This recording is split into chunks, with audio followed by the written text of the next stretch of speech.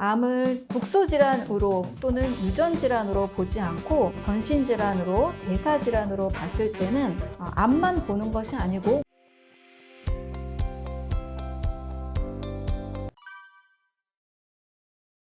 네, 현재 암 치료는 보통 3대 표준 치료를 원칙으로 하고 있습니다. 방사선, 수술, 항암 이 세 가지를 하고 때로는 여기서 항암이 필요 없다 하시는 분들은 방사선 수술로 끝나기도 하는데요. 이것은 암만 바라보는 관점입니다. 이렇게 보는 관점을 저는 암은 국소질환이다 라고 생각하는 관점이 굉장히 큰 문제라고 봅니다.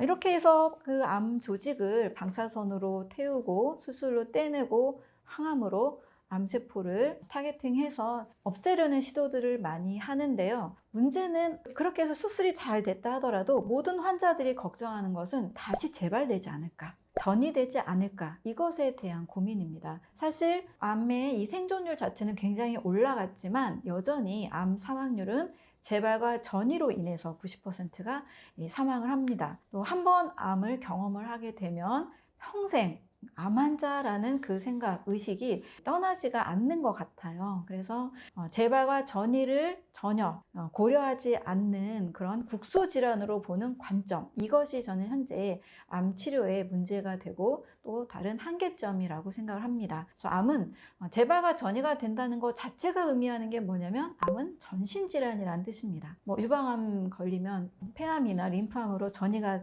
될 가능성이 있다는 거는 많은 분들이 아시잖아요. 이미 한번 암이 노출이 됐다는 것은 그만큼 인체에 뭔가 면역에 불균형이 온 거고, 이 암세포의 이 씨앗은 어디에나 다 생길 수 있다는 것을 전제하고 있습니다. 그래서 암을 국소질환으로 볼 것이 아니고 전신질환으로 보고 몸 전체가 건강할 수 있는 이 환경을 만들어주는 것이 우리가 암 치료에 있어서 해 나가야 되는 목표 지점으로 바라봅니다. 네, 이 신진대사라는 말에서 이 대사라는 말을 우리가 많이 들어왔는데요. 대사라는 것은 어떤 생명체가 영양소를 섭취하고 흡수해서 또 잘 배설하기까지의 모든 작용을 말합니다. 그래서 신진대사가 잘 된다, 그럼 우리 어린아이들이나 젊은 청소년들 보면은 굉장히 활발하게 많이 움직이잖아요. 근데 신진대사가 좀 떨어진다 하면 이제 점점 성장 호르몬도 줄어들고 호르몬 분비라는 거 줄고 소화효소도 잘 나오지 않아서 소화도 잘 안 되는 그런 몸을 생각할 수가 있습니다. 그런데 암이 왜 대사질환이냐라고 말씀을 드리냐면, 이 몸의 신진대사가 원활하면, 쉽게 말하면 영양이 잘 들어오고 신진대사 과정 중에 발생한 독소들이 잘 배출이 되면 세포가 재생하고 에너지를 만드는데 문제가 없습니다. 그런데 암이라는 것은 사실은 세포가 잘 재생이 안 된 불량품이 생긴 거잖아요. 정상적인 세포가 늘 분열되고 또 이상하게 만들어진 세포가 제거가 되면 괜찮은데, 돌연변이 세포가 제거가 되지 않은 상태에서 더더더 무한 증식한 것을 우리는 암이라고 규정을 합니다. 그런데 바로 이 신진대사 과정에서 잘못된 세포가 만들어지고 이것이 제거가 되지 않은 거기 때문에 크게 이야기하면 암은 대사질환이다 라고 이야기할 수가 있습니다. 바로 암을 국소질환으로 또는 유전질환으로 보지 않고 전신질환으로, 대사질환으로 봤을 때는 암만 보는 것이 아니고 몸 전체의 환경을 바꿔주는 것에 초점을 맞춰야 됩니다. 물론 지금 많은 분들이 이제 암 치료를 받으면 병원에서는 수술을 받고 이후에는 좀 어떻게 먹어야 되는지, 또 어떻게 몸을 또 관리하고 또 생활 습관을 어떻게 만들어야 되는지 이 부분에 관심을 가지기 시작은 합니다. 그런데 명확하게 병원에서 어떤 의료기관에서 이런 걸 명확하게 안내는 해주지 못하고 있다 보니까 각자만의 방식을 막 찾게 되는 거죠. 때로는 산에 가기도 하고, 때로는 어떤 이상한 버섯 같은 걸 먹기도 하고, 네, 하지만 이게 사람이 살려고 하는 본능이기 때문에 저는 이 방법을 찾고 있는 거라고 생각을 합니다. 따라서 암에 걸렸다는 것은요, 대사질환이기 때문에 이전에 내가 생활 방식에서 몸과 마음에 있어서 독소가 되는 것이 있었더라면 이것들을 다 제거해야 됩니다. 술을 많이 마셨다, 담배를 피웠다, 또 가공식품을 많이 먹었다, 잠을 너무 늦게까지 안 자고 야근을 하고 일만 열심히 했다, 이런 것들이 내 몸과 마음에 같이 독소가 되는 요소들이 될 수 있겠죠. 이런 것들을 제거하고 영양이 되는 것을 또 몸과 마음에 흡수시켜야 됩니다. 당연히 좋은 음식, 건강한 음식, 자연의 음식을 먹어야 되겠고, 마음으로도 스트레스 요소가 있다면 당연히 제거를 해줘서 좋은 마음 갖고 또 좋은 긍정적인 마음, 또 잘 웃을 수 있고 감사하는, 또 항상 이제 기쁜 마음, 평화로운 마음, 이런 것들을 유지할 수 있는 상태로 만들어야 되겠죠. 제가 늘 강조하는 영양과 해독의 원리를 몸과 마음, 우리 삶에 모두 다 적용을 할 때 몸 전체의 신진대사가 원활하고 건강한 몸으로 만들어질 수가 있습니다. 우리가 대사질환이라고 할 때 대사증후군이라는 것이 있어서 고혈압, 고지혈증, 당뇨, 지방간 이런 것들을 이제 대사증후군으로 보고 있는데요. 저는 이 질병에만 국한된 게 아니고 우리 몸 전체의 신진대사라는 측면에서 더 넓은 의미로 암은 대사질환이다라고 이야기를 하고 있습니다. 그런데 이것은 제가 주장한 게 아니고요. 최초에 제가 주장한 게 아니고 예전에 많은 사람들이 암을 가족력과 어떤 유전자, 운명적인 것으로 많이 바라보았던 적이 있습니다. 물론 지금도 우리 집은 암이 가족력이 있어.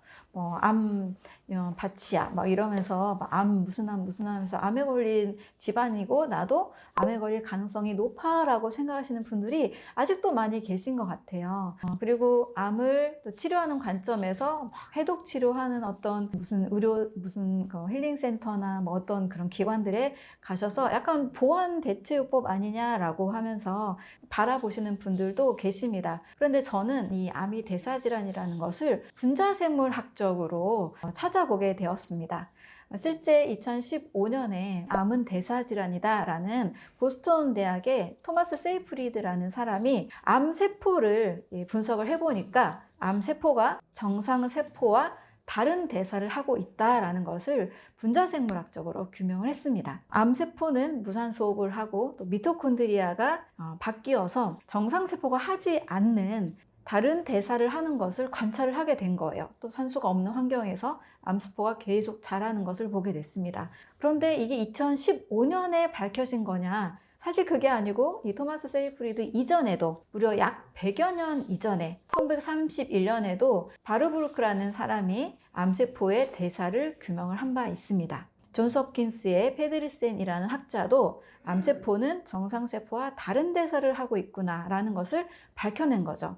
그래서 저는 유전질환이다, 가족력이다 이런 거에 매여 있는 분들에게 분자생물학적으로 암세포가 정상세포와 다른 대사를 합니다 라고 암은 대사질환이다 이것을 좀 명확하게 전달을 하고 싶었습니다. 가족력일 확률도 물론 있겠지만 그 확률이 후성 유전학에 의하면 5에서 10% 미만이고요. 90% 정도는 암은 유전자에 의한 것이 아니고 대사에 의한 결과라는 것을 알 수 있습니다. 왜냐하면 이제 정상세포를 통해서도 확인을 할 수가 있어요. 이것도 암세포를 분자생물학적으로 연구한 사람들이 이미 확인을 했는데요. 정상세포 확연하게 다른 점, 바로 미토콘드리아의 변성입니다. 암세포의 미토콘드리아를 정상세포에 옮겼더니 정상세포가 세포막에 있는 핵산이나 유전자를 바꾼 것도 아닌데 정상세포가 암세포로 바뀝니다. 반대로 정상세포의 미토콘드리아를 암세포에 이식을 했더니 이 암세포가 더 이상 증식하지 않는 모습으로 바뀌게 됩니다. 결국 암세포는 미토콘드리아 변성이라는 것을 확인을 하게 된 거죠. 그러면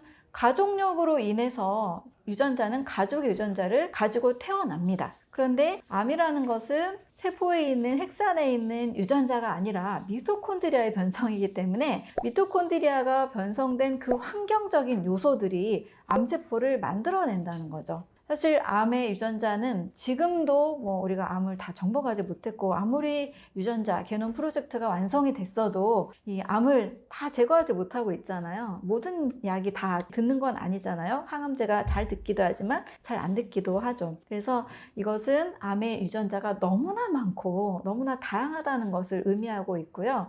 암이 생길 수밖에 없는 어떤 환경적 요인이라는 것에 원인을 두고 있습니다. 그런데 이 암이 대사질환이라는 것을 또 같이 반증을 하는 것이 후성 유전학이에요. 후성 유전학은 DNA 자체가 문제가 아니고 DNA가 발현되는 그 과정, DNA 메틸화, 히스톤 변화라고 하는데요.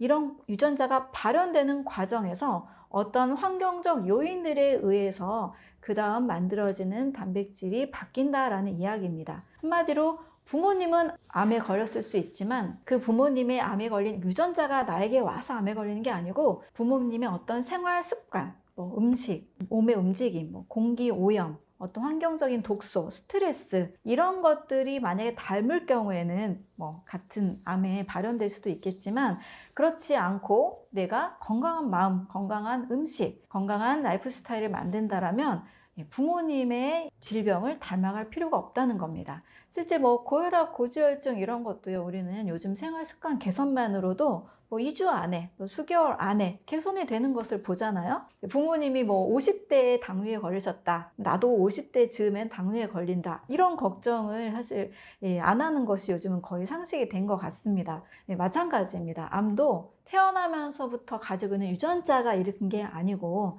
암세포에 있는 미토콘드리아의 변성으로 봐서 이걸 바꾸는 환경적 요소, 또 후속 유전학처럼 DNA가 발현되는 어떤 환경적 요소가 질병을 만들어낸다라고 보면 되겠습니다.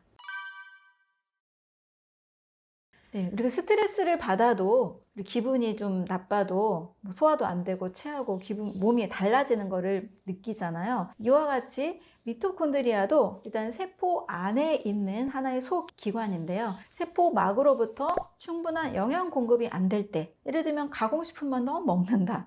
그러면 세포막도 손상이 됩니다. 또 세포 속에 있는 미토콘드리아에도 영양이 전달이 안 됩니다. 이런 불량한 식이 습관이 있을 때, 그리고 스트레스를 또 받았을 때, 또 그 대기 오염, 환경 오염, 공기가 너무 안 좋은 곳에 살 때, 사람이 산소와 영양소를 충분히 공급받아야 세포가 건강하잖아요. 그런데 충분한 산소, 영양소 공급이 안 될 때, 이렇게 만드는 모든 환경 요소들이 바로 미토콘드리아를 변성시키는 거죠. 70대 어르신이었고요. 이분이 한 50년 정도를 불면증을 앓다가 퇴사를 하시게 됐는데 저에게 이제 찾아오셨을 때는 이미 2달 정도는 제 책과 영상을 보고 과일과 채소 위주, 자연식 위주의 식단을 실천하고 한 뒤였습니다. 그래서 2달 동안 실천을 했더니 50년 불면증이 사라졌다라는 굉장히 뿌듯한 이 말씀을 전해 주셨어요. 그런데 일단은 암이 이제 전립선암 PSA 수치로, 항원 수치로 측정을 했는데 일단은 현재 전립선암 3기 이 수치였고 이것을 온 가족은 수술을 하자고 했는데 본인은 이제 수술이 내키지 않으셨고 어차피 수술을 해도 삶의 질이 확 떨어지면서 재발과 전이에 대한 공포가 있을 바에야 그냥 수술하지 않고 그냥 몸 전체를 건강하게 만드는 것이 중요하다라는 이제 저의 이제 의견에 공감을 하셔서 몸 전체를 어떻게 건강하게 만들 수 있느냐 이제 이것을 상담받으셨습니다.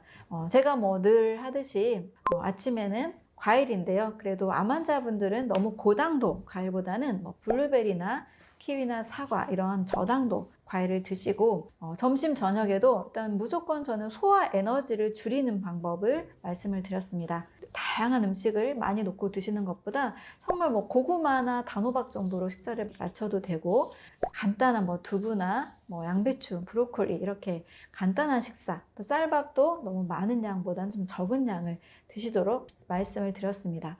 물론 운동도 중요하기 때문에 몸이 좀 어느 정도 땀이 날 정도의 운동. 그랬을 때 이분이 하루에 그 아파트 계단을 약 11층 정도였는데 3-4번을 매일 운동을 하셨다고 합니다. 그리고 무엇보다도 마음의 건강이 매우 중요하다고 저는 굉장히 강조했습니다. 만약에 마음에 어떤 갈등을 일으키는 요소, 미움이나 원망이나 굉장히 용서하지 못한 어떤 상황이나 어떤 사람이 있다라면 그 부분에 대해서도 해결을 해야 된다라고 말씀을 드렸습니다. 특히 감사를 할 때 부교감 신경이 항진이 되면서 암의 스위치가 켜지는 방향으로 갑니다 라고 꼭 말씀을 드렸고 감사와 또 많이 웃는 것을 언제든지 저는 강조를 하고 있는데 이것을 진짜로 실천을 다 하신 거예요. 네, 진짜 그 사업으로 인해서 힘들게 했던 용서하지 못했던 사람이 있었는데 이분도 진짜 용서를 하게 되었고 음식, 식단과 운동 이 모든 것들을 정말 다 실천을 하셨습니다. 그래서 무려 4개월 만에 그 정상, 전립선암 PSA 수치가 정상으로 딱 떨어지게 됐고 무엇보다 이분이 너무 이 삶에 대한 감사와 그 삶에 대한 애정이 막 솟아나서 70대였었는데 다시 삶을 재기하고 싶다. 어디 새로운 직업을 찾아서 나는 정말 100세 시대니까 앞으로 30년이 남지 않았냐 이렇게 말씀하시면서 굉장히 이 삶에 대한 에너지가 가득 차 있는 모습으로 바뀐 모습을 보게 됐습니다. 그래서 정말 저에게는 너무 소중한 정말 기쁨을 주신 분이었고, 또 이분도 그 많은 가족들이, 의료인들이 많은 가족들이었다고 들었는데, 네, 그 많은 가족들이 반대했던 이 수술을 수술을 하라는 더 이상의 그 말을 듣지 않아도 돼서 굉장히 기뻤다고 합니다. 암이 대사질환이고 국소가 아니라 전신질환이다. 이 관점에서 말씀을 드린다면 몸 전체 환경에 충분한 산소 공급, 충분한 영양소 공급, 그리고 자율신경계가 균형을 잘 맞는 방법, 이런 것들이 가장 중요한 암 치료의 핵심 요소가 된다는 겁니다. 정상 세포는 산소, 좋은 산소와 좋은 영양소를 공급받으면 문제가 없습니다. 그런데 암세포가 무산소흡을 할 수밖에 없는 그 상황에서 왜 이렇게 바뀌게 됐을까? 몸이 일단은 산소 공급이 안 되는 거예요. 만약에 림프순환이 안 된다거나 독소가 많은 생활을 계속 했다거나 영양소가 엄청나게 부족했다거나 이 산소 공급이 안 되니까 내 몸에 있는 정상 세포가 암세포로 바뀌어서라도 무산소흡을 하면서 다른 대사를 선택하게 된다는 거죠. 내 몸을 지탱하기 위해서. 그래서 충분한 산소 공급과 영양소 공급이 정말 중요한 거고요. 또 이분의 경우 마음을 치료했잖아요. 용서하지 못했던 그런 마음들을 다 용서하게 되고, 정말 이거는 인생에 너무 큰 변화거든요. 이게 쉬운 일은 진짜 아닌 것 같습니다. 네, 그런데 이것을 해내셨을 때 자율신경계가 확 바뀌는 거죠. 암은 대부분 교감신경계가 항진이 됐을 때 면역의 그 질서가 깨지면서 암세포가 점점 자라게 되는 특징이 있습니다. 사실 암에 걸린 분은 굉장히 열심히 사신 분들이거든요. 너무 열심히 살고 바쁘게 살고 굉장히 남을 위해 헌신하고, 네, 이렇게 교감신경계가 항진된 상태에서 이제 반대로 마음의 여유를 가지고 감사하고 많이 웃고 용서하는 이거를 라이프 스타일 바꾸니까 암이 사라질 수가 있었던 거죠. 이런 식으로 암이 사라진다는 이야기는 사실 굉장히 많이 있습니다. 다만 이 방법이 어떤 표준 치료, 딱 눈에 보이는 암을 싹 제거하는 것과 달리 눈에 보이지 않는 노력이 좀 많이 필요하잖아요. 그래서 많은 사람들이 이 부분을 실행하기가 좀 어려우신 것 같지만, 이런 식으로 암은 분명히 몸의 신진대사를 바꾸면, 또 마음의 질서를 바꾸면 사라질 수 있다는 것을 저는 너무나 확신하고 있습니다. 꼭 무조건 수술하면 안 됩니다라고 절대 말씀드리진 않습니다. 왜냐하면 사람의 심리가 뭔가 여기 혹이 팍 달려 있는데 불안하거든요. 그래서 그냥 단순하게 떼어내기만 해도 마음이 편해진다라는 분들이 계시다면 그냥 수술로 인한 혹을 제거하는 방법은 저는 괜찮다고 봅니다. 그런데 항암과 방사선을 하게 되면 대부분은 이제 정상세포도 같이 손상이 되기 때문에 독한 약을 먹게 되면 또 다른 장기, 간이나 신장이나 다른 장기의 부작용이 같이 올 수밖에 없습니다. 그래서 방사선이나 항암은 조금 신중하게 선택하시고, 수술을 꼭 해야 한다라는 상황에서는 저는 제거하는 정도는 마음이 편해진다라면 괜찮다고 봅니다. 또 어떤 분은 마음이 계속 불안한데 수술, 방사선, 항암 너무 하기 싫어서 마음이 불안한데도 불구하고 계속 이 수술을 안 하고 버티고 있는 분들이 계세요. 근데 마음이 불안하면 제가 말씀드린 교감신경은 계속 항진되거든요. 그럼 면역의 이 기능이 계속 바뀌지가 않습니다. 그래서 혹이 더 커질 수도 있습니다. 그래서 내 마음에 따라서 이거는 반드시 결정을 해야 된다고 봅니다. 그래서 수술 정도는 하고 그 이후에 재발 전이되지 않도록 몸 전체를 바꿔주는 노력, 또 부교감신경계, 이 자율신경의 균형을 잘 맞추는 노력 반드시 같이 병행을 하신다라면 우리는 충분히 암을 경험하고도 건강한 삶을 만들어 갈 수가 있다고 봅니다. 네, 암 생존율 통계에는 그 오류가 있는데요. 암 환자의 생존율을 볼 때는 5년을 생존하면 생존율로 봅니다. 암이 발생한 시점으로부터 5년 동안 살아있다면 이제 생존율로 치기 때문에 만약에 어떤 환자가 5년 일주일이 지나서 만약에 사망을 했다라면 이 통계까지도 사실 생존율에 넣는 거죠. 이렇게 측정한 것이 바로 보건복지부에서 통계를 냈을 때 약 72%로 암 생존율을 냈습니다. 그러면 암 5년 동안 만에 생존율을 본다는 것은 사실 한 개인이 5년만 살려고 하는 건 아니잖아요. 그래서 암 생존율 자체가 5년이라는 것을 우리가 알고 봐야 되고 6년째, 7년째, 8년째 무슨 일이 일어날지도 모르는 건데 이것을 생존율로 넣는다는 것이 조금 아무래도 무리가 있겠죠. 그래서 암 생존율이 실질적으로 얼마나 많은 사람들이 암을 경험하고서도 이후에 쭉 건강하게 사느냐, 그것을 보는 것은 아니라는 것을 아셨으면 좋겠습니다. 일단 암 생존율을 바라볼 때는 그게 5년이라는 것을 알고 보셔야 되겠죠. 평생이 아니고 수술하고도 평생 건강하게 살았다 이게 아니고 5년 동안의 생존율이기 때문에 이 정도 통계가 나왔고 만약에 그 숫자가 높을수록 물론 안심은 좀 되겠죠. 하지만 절대적으로 이 수치를 의지하기보다는 내가 더 건강하게 5년 이후에도 5년 통계가 이러니까 5년 이후에는 좀 낮을 수도 있다라는 생각을 가지고 나는 5년 이후에도 더 건강하게 삶을 만들어갈 수 있는 방법을 더 찾아야 되겠다라고 생각을 하시면 좋겠습니다. 암의 생물학이라고 하는 굉장히 중요한 암에 대한 이야기가 담겨 있는 책에서 와인버그 교수가 이야기하는 6가지 암의 특징이 있습니다. 첫 번째는 암은 무제한 성장한다입니다. 분자적 성장 인자라는 게 있어서 암세포는 스스로 무한히 성장할 수 있는 잠재력을 가지고 있습니다.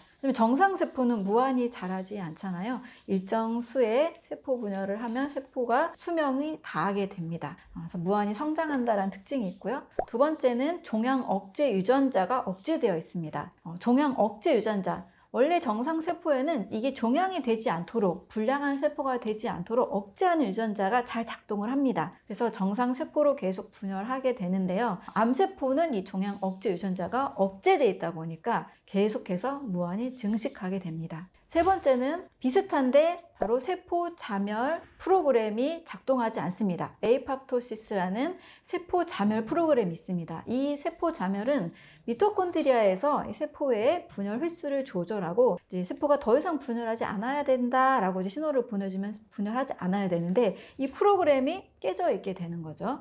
그래서 에이팝토시스 세포 자멸 프로그램이 돌아가지 않는다입니다. 네 번째는 암세포는 무한 복제 프로그램을 가지고 있습니다. 미국에서 실제 있었던 사례인데요. 어떤 자궁암에 걸린 여성이 이제 암으로 인해서 사망을 하게 됐는데 이 암세포를 실험실에서 그 배양액을 가지고 계속 키웠던 거예요. 근데 배양액만 주니까 이 환자가 사망한 지 약 9년 후에도 이 암세포는 계속 살아 있습니다. 그래서 암세포는 스스로 계속 무한 복제할 수 있는 시스템을 가지고 있습니다. 또 암은 그 자체로 계속 성장하고 더 분열하려는 그 특징으로 인해서 혈관 신생을 합니다. 주변의 혈관들을 계속 만들어서 주변으로 퍼지게 되는 거죠. 바로 이것 때문에 재발과 전이를 많이 걱정하게 되는 겁니다.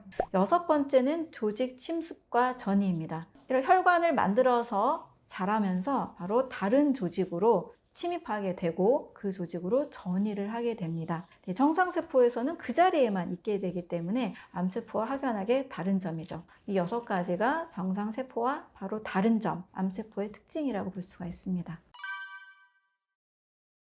일단은 암이 한번 생기게 되면 우리가 0기다, 1기다, 2기다 이렇게 진단을 하잖아요. 0기일 때 발견했다. 그럼 굉장히 안심하면서 그래도 충격을 받지만 그래도 다행이다라는 이야기를 합니다.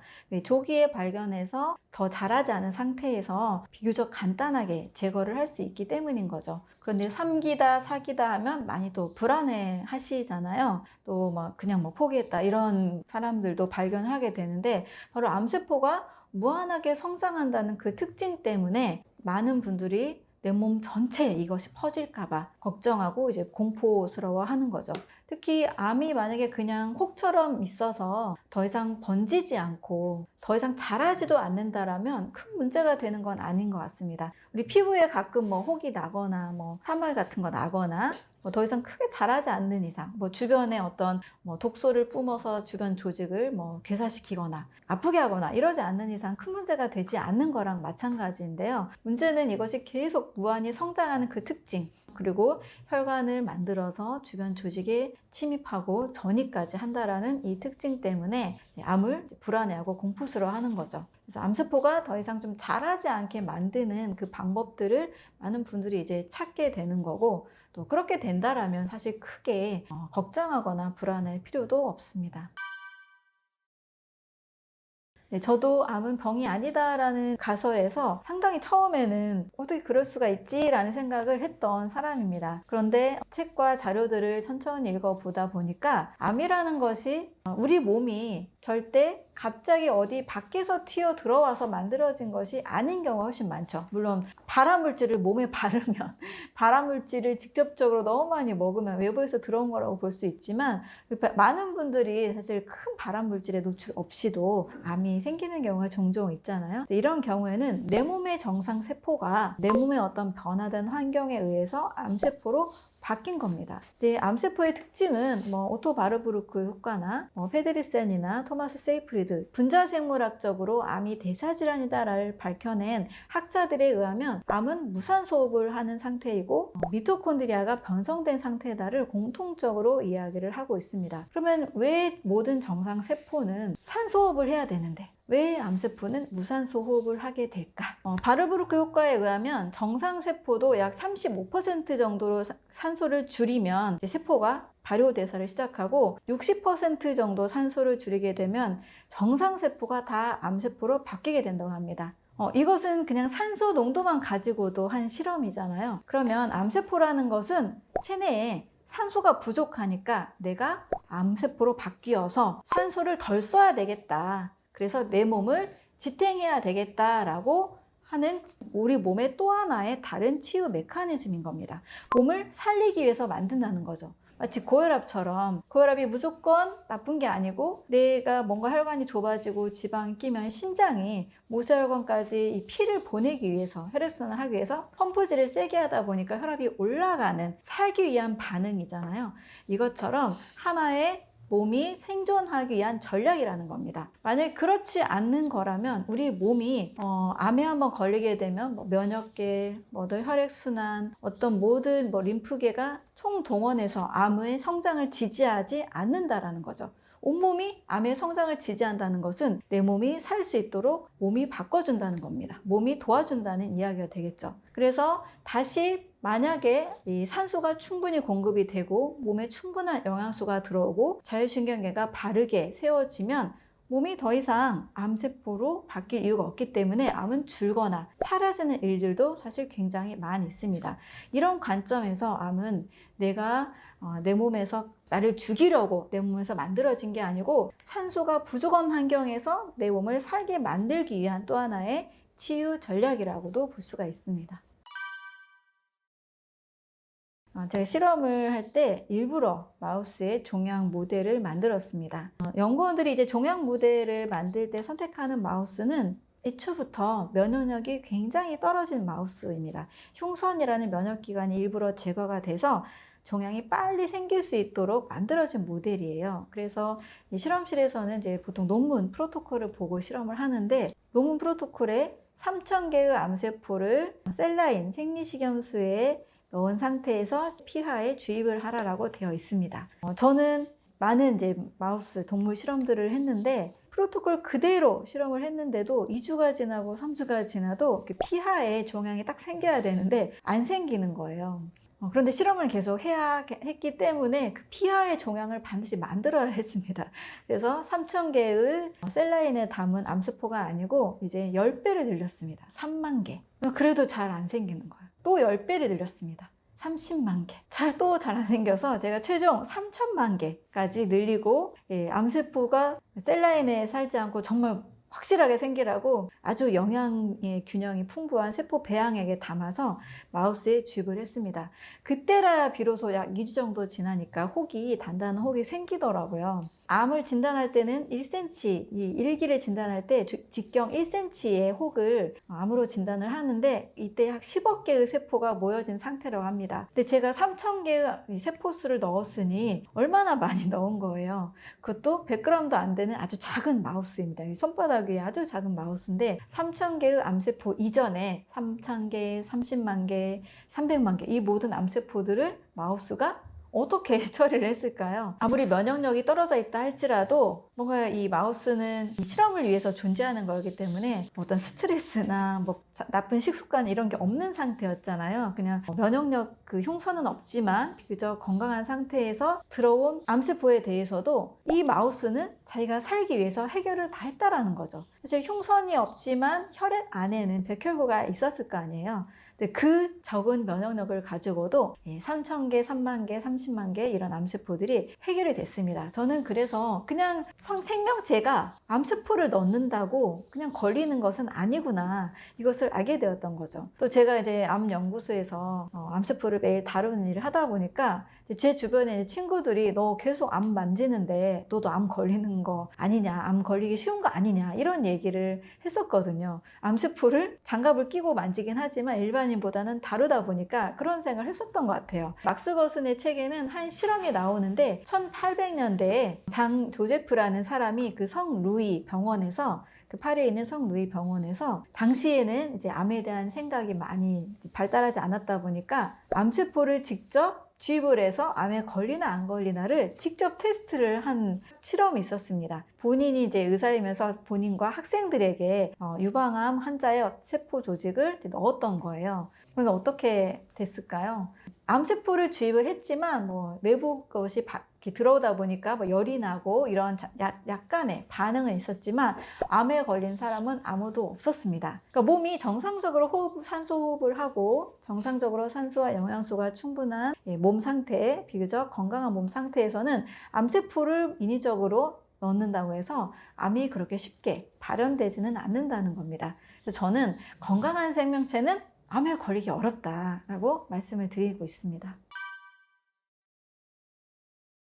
암을 국소질환으로만 보게 되면 이제 그 부분만 치료를 하고 병원에선 치료가 맞춰집니다. 유방암이면 유방암에 대한 수술만 끝내고 자궁암이면 자궁에 대한 전립선 아니면 그쪽만 보게 되잖아요. 그런데 몸 전체에는 우리가 누구나 알고 있는 상식이 있잖아요. 암은 모든 사람에게 암세포가 하루에 5,000개씩 생긴다. 그런데 면역력이 좋으면 이 암세포가 사라지지만 면역력이 떨어졌을 때 이것이 점점점 자라난다. 이거 누구나 다 알고 있는 거죠. 그리고 암은 그 하나 걸린 것만이 걱정이 되는 게 아니고 수술을 하더라도 다시 재발되고 다른 암으로 전이가 된다. 이것을 가장 두려워합니다. 그래서 국소질환으로만 본다라면 재발과 전이에 대한 해결책이 전혀 없는 거죠. 재발과 전이가 되지 않도록 몸 전체 환경이 암이 생길 수 없는 몸으로 바꿔줘야만 다시 건강한 몸을 회복할 수가 있습니다. 암으로 인한 공포와 불안 없이 건강하게 살 수가 있는 거죠. 암을 국소질환으로만 볼 것이 아니고 전신질환으로 봐야 됩니다. 네, 먼저 암이 질병이다라고 이야기를 할 때는 암을 통해서 사람이 어떤 기전으로 사망을 하게 되는지를 확실하게 알 필요가 있습니다. 그런데 암세포가 직접적으로 사람을 죽인다는 이 과학적인 근거가 굉장히 미비하거든요. 그래서 암이 직접적으로 사람을 죽이는 것이 아니라 몸에 어떠한 증상이 나타나서 이 몸이 다시 복구가 되는 과정, 치유 과정 중에 나타나는 증상이라고 볼 수가 있습니다. 또는 이 질병을 몸의 어떠한 이 상태를 극복하기 위해서 견디는 몸의 과정이다 라고 볼 수가 있습니다. 이제 암에 걸리면 대부분 사람들이 죽음의 공포에 굉장히 시달리게 되고 또 굉장한 두려움과 불안이 생기게 되는데요. 암이 사람을 직접적으로 죽인다는 이 이론에 대해서는 사실 별로 자료가 없는 상태입니다. 왜냐하면 암세포의 특성을 보면 암세포는 기존의 정상세포가 돌연변이가 된 거거든요. 이 돌연변이가 된 세포를 우리 몸 전체에 만약에 이 세포가 없어져야 된다라는 상황이라 환경이라면 왜 전신의 면역계나 호르몬이나 신경계나 우리 몸 전체가 암세포의 성장을 지원하는 방향으로 가거든요. 이거는 자연의 질서상 뭔가 질병에 걸렸을 때 없어져야 할 것이라면 계속 공격을 하고 없을 텐데 우리 몸은 암세포의 성장을 지원하는 방향으로 간다는 겁니다. 이것은 자연의 질서의 원리상은 맞지 않는 일이라는 거예요. 그래서 암세포는 하나의 치유 메커니즘 또는 이 몸을 어떻게 해서든 생존의 방향으로 가기 위한 견뎌가는 과정이라고 볼 수 있습니다. 이것은 암세포 자체의 특성을 한번 살펴보면 되는데요. 암세포의 특징 3가지가 있습니다. 암세포는 먼저 무산소 호흡을 합니다. 혐기성 세포라는 뜻인데요. 그 이유 배경을 보면 인체에는 적절한 영양이 공급되고 또 몸에서 발생되는 독소가 원활하게 빠져나가면, 즉 해독이 되면 건강한 몸을 유지할 수가 있습니다. 근데 암세포가 생겨나는 몸을 보면요, 대부분 독소가 많은 환경, 노폐물이 몸속에 노폐물이 너무나 많은 환경에서 암세포가 생겨난다는 내용들이 굉장히 많이 있습니다. 이랬을 때 암세포는 정상세포가 반드시 산소와 영양소를 공급받아야만 생명을 유지할 수 있는 것에 반해서 암세포는 산소가 없는 환경에서도 어떻게든 몸이 살아남을 수 있도록 이 무산소 호흡을 하면서라도 지탱을 하고 있는다라는 거죠. 첫 번째는 암세포의 특징이 혐기성 세포다. 산소를 이용하지 않는 무산소 환경에서도 견디는 세포다라는 특징이 우리 몸이 견뎌가는 과정 중에 하나라고 볼 수 있습니다. 두 번째로는 암세포는 젖산을 에너지로 활용한다는 겁니다. 인체 내에서 젖산은 불필요한 거예요. 이 젖산이 몸에 많으면 많을수록 젖산 혈증, 산증이 되면서 이게 너무나 많아서 해결이 안 되면 혈관벽을 녹이기도 하고 뚫기도 하고 세포막에 문제를 줄 수도 있거든요. 그런데 암세포는 젖산을 에너지로 사용함으로써 몸에 불필요한 노폐물인 젖산을 제거해 줍니다. 세 번째로 암세포의 특징은 바로 포도당 대사를 한다는 겁니다. 많은 분들이 이제 암세포가 포도당 대사를 하는 것을 알고 계세요. 그래서 포도당이 들어있는 음식을 먹으면 안 된다. 당분을 먹지 말고 몸에 이제 저탄 고지 식사를 하자. 탄수화물은 낮게 이제 고지방 식사를 하자. 이런 흐름으로 이제 암세포를 굶겨 죽이자라는 방향으로 치료의 방향을 잡기도 합니다. 그런데 먼저 암세포의 특징을 정확히 좀 알 필요가 있는데요. 왜 암세포가 젖산 발효를 하기도 하다가 포도당을 대사를 해서라도 전신에 혈관을 새로 만들어서 뻗어 나갈까?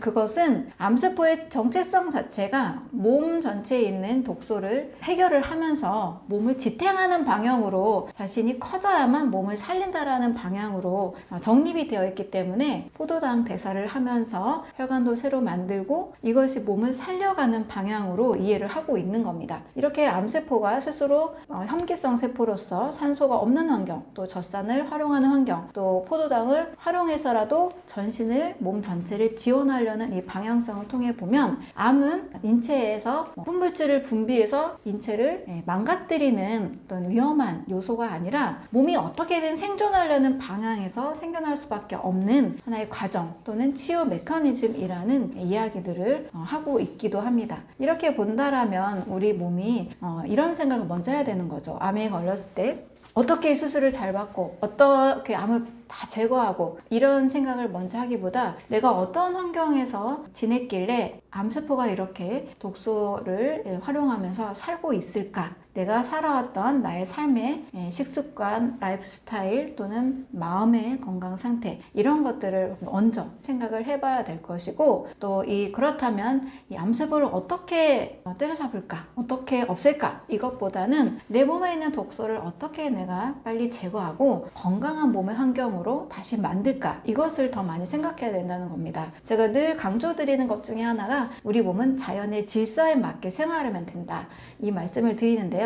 이 자연의 질서에 맞게 몸에 꼭 필요한 영양을 공급하고 독소가 생기지 않는 라이프 스타일, 식사법을 하게 된다라면 몸은 다시 돌아갑니다. 이러한 이유로 암 환자지만 해독 과정을 통해서 해독을 하면서 암세포가 사라지고 또는 줄어들고 또는 종양이 있지만 더 이상 커지지 않는 면역 관해가 일어나는 일들은 너무나 많이 있습니다. 암세포의 특징과 이러한 사례들로 봐서 암은 질병이 아니다, 병이 아니라 치유 메커니즘이다. 이렇게 이야기할 수 있습니다.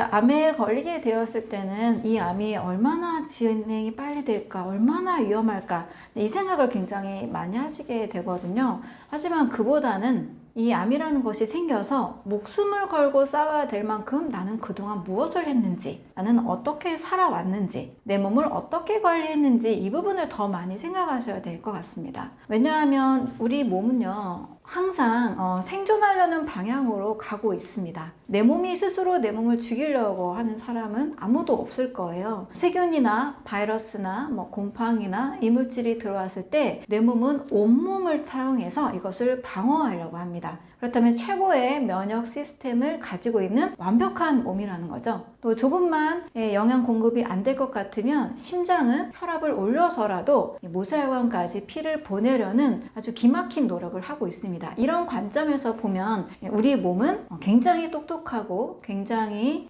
올바른 방식으로 움직이고 있고 또 완벽한 몸이라 할 수 있습니다. 그런데 암까지 걸렸다라는 이 시점은요, 내가 그동안 얼마나 내 몸이 자연의 질서에 어긋나게 살아왔는지, 내 몸이 얼마나 내 몸이 이렇게 가혹하게 암세포가 생길 만큼 내가 소중하게 관리를 하지 않았는지, 얼마나 영양을 공급하는 일에 또는 독소를 해독하는 일에 굉장히 소홀히 했는지, 나쁜 음식은 얼마나 많이 먹지 않았는지, 또 내 마음의 스트레스는 해결하지 않고 굉장히 이렇게 매일매일 쌓아두면서 갈등이나 불안이나 두려움이나 어떤 미움이나 증오나 어떤 원한의 이런 나쁜 감정들을 계속 너무나 깊게 가지고 있지는 않았는지, 이러한 부분들을 더 많이 생각해 봐야 된다는 거죠. 그래서 인체는 굉장히 똑똑하고 또 항상 훌륭하게 대처를 한다라는 우리 몸에 대한 신뢰를 가질 필요가 있고요. 또 내 몸에서 불필요한 요소들이 정말 잘 빠져나가게끔 다시 한번 환경을 바르게 세팅해 주는 것, 가장 균형 잡힌 몸의 건강 상태를 만들기 위해서 나는 무엇을 할 것인가, 이것을 더 많이 생각해 보고 질문을 해봐야 될 문제라고 생각을 하고 있습니다. 네, 가장 치료가 잘 되는 걸 꼽자면 바로 이것인데요. 바로 플라시보 효과, 위약 효과입니다. 이거는 대부분의 의사 선생님들이나 환자들도 사실 다 알고 계신 거예요. 플라시보 효과라는 것은 통증에 영향을 전혀 미치지 않는 가짜 약을 주고도 이 통증을 감소했거나 또 질병이 나았다라고 느끼는 그 확률인데요. 무려 70에서 80%입니다. 그렇다면 어떠한 약이 70%에서 80%까지 그 효과를 나타내는 약이 있을까요? 대부분의 모든 약들은 부작용이라는 것을 안고 있습니다. 약의 한 면은 약효지만 또 다른 면은 독성이잖아요. 그렇기 때문에 또 다른 질병의 증상의 부작용을 늘 안고 있습니다. 특히 만성적으로 먹는 약에 대해서는 당연히 이 부작용이 모든 약들의 설명서에 명시가 되어 있고 또 약사 선생님들이나 의사 선생님들도 같이 말씀을 하고 있죠. 그런데 부작용이 하나도 없이 가장 뛰어난 효과를 나타내는 것은 바로 플라시보, 위약 효과입니다. 70에서 80%라는 이 엄청난 효과를 낼 수 있다면 우리가 그 어떤 약들보다 바로 플라시보 효과를 가장 먼저 선택하는 것이 가장 지혜롭고 현명한 방법이라 할 수 있겠죠. 하버드 의대에서도 이 플라시보 효과를 조금 더 적극적으로 확인을 해봤는데요. 위약, 즉 설탕, 알약을 통증 있는 사람들에게 알려주고 이것이 진짜 약이 아니라는 것을 알고 있음에도 불구하고 진짜 약을 복용한 사람보다 2배나 더 약효를 본 사례들이 있습니다. 이 의미는 진짜 약효가 나지 않는 약을 먹더라도 이걸 통해서 내 몸이 나을 수 있다라는 희망을 가지게 될 때, 희망적인 사고를 하게 될 때 병이 낫게 된다라는 효과를 말해주고 있습니다. 그래서 많은 사람들이 먼저 병에 걸렸을 때는 내 몸은 이 병을 나을 수 있다, 이 병을 이길 수 있다라는 희망을 갖는 것이 가장 좋은 효과라고 볼 수 있겠죠. 그래서 옥스퍼드 대학교나 영국의 케임브리지 대학교나 독일의 뮌헨 대학교에서도 먼저 환자들에게 외과적인 시술이나 약물보다도 희망을 갖게 하는 것, 플라시보 효과를 가장 최우선적인 치료로 이야기를 하고 있습니다. 또 반대로 노시보 효과도 있는데요. 실제로 약효가 있는 약을 주고도 이것은 약효가 없습니다 라고 이야기를 하면 실제 사람들은 그 약의 실제 효과를 못 보게 된다는 거죠. 그래서 노시보 효과를 봤을 때에도 진짜 이 약물이 가지고 있는 그 약효보다도 이것을 받아들이는 사람의 마음, 또 병을 낫고 싶어 하는 희망적인 의지, 기대, 이런 것들이 치료에 있어서 가장 중요한 첫 번째 요소라고 볼 수 있습니다. 사람은 육체와 함께 이 정신적인 것, 이 마음의 요소가 같이 있는 존재잖아요. 그래서 우리가 그렇게 믿고 바라는 대로 현실이 창조되는 일이 굉장히 많이 있습니다. 그래서 긍정적인 기대를 하면 긍정적인 현실이 나타나게 되고, 부정적인 생각을 하면 부정적인 현실이 나타나게 된다는 거죠. 미국에서 심장마비가 언제 만에 일어나는지를 봤을 때 일주일 중에 가장 긴장되고 스트레스가 많은 요일이 있죠. 바로 쉬었다가 출근하는 월요일 오전 9시입니다. 심장마비가 바짝 많이 일어난다라는 이야기가 아무 병이 아니다라는 책에도 기록이 되어 있습니다. 또 이와 함께 크리스마스에 대한 기대가 있는 크리스마스 전날보다 크리스마스에 대한 기대가 끝난 크리스마스 후에는 더 많은 사망자가 나타난다고 합니다. 그래서 기대감을 가지고 살아가는 것, 희망을 가지고 살아간다는 것, 이것이 굉장히 우리 사람들에게 중요한 요소라는 거죠. 또 노화에 대한 기대도 역시 마찬가지입니다. 미국에서 재미있는 실험을 했는데요. 80세에서 100세에 있는 사람들에게 무려 30년 전에 삶의 환경, 그때 유행했던 노래, 음식, 음악 이런 거를 틀어주면서 30년 더 젊은 시절을 회상하도록 환경을 만들었습니다. 이때 몸에서, 신체에서 나타나는 노화 지표가 무려 15년이 더 젊은 상태로 나타났다는 연구 결과들이 있습니다. 반대로 다시 되돌렸을 때, 다시 30년 후로 되돌렸을 때 무려 하루 만에 신체의 이 노화 지표가 다시 돌아왔다라는 연구 결과들이 있습니다. 그 이야기는 사람에게 있어서 어떤 기대감을 가지고 산다는 것, 희망을 가지고 산다는 것이 우리 몸에 직접적으로 영향을 미치는 결과로 나타난다는 거죠. 또 통증 실험도 있었는데요. CNN의 엘리자베스 코엔이라는 기자가 미국에서 이러한 실험을 했다라는 이야기를